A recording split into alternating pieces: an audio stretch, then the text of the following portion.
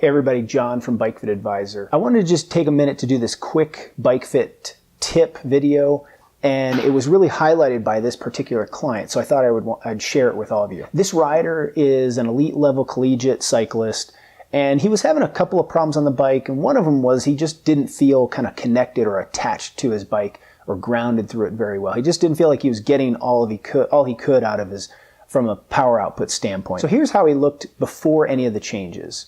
You know, not bad, right? He's pretty smooth on the bike. He doesn't look really uncomfortable or anything like that. But then I looked at him outside of this lateral view or outside of the sagittal plane, and a few things came into more focus, especially when I measured him with the infrared setup. But what I want to focus on are his cleats, his saddle height, and his saddle pressure. So when he first came in, his saddle pressure looked like this, which is pretty good, pretty even.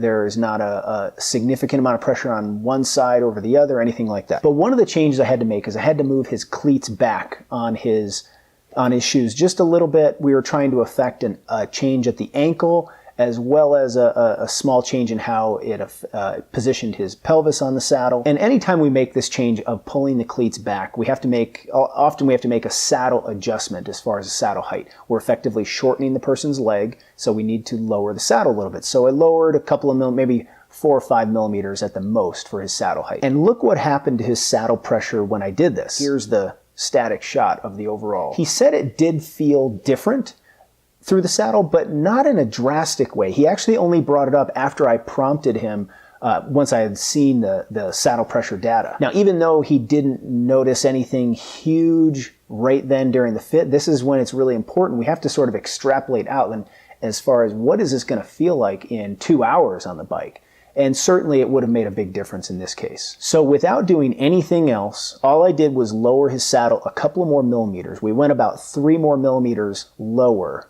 And this is where his saddle pressure went to immediately following that. It was pretty drastic. When I made the initial saddle height adjustment, I had undershot it a little bit. The amount that I adjusted usually is enough to make up the difference.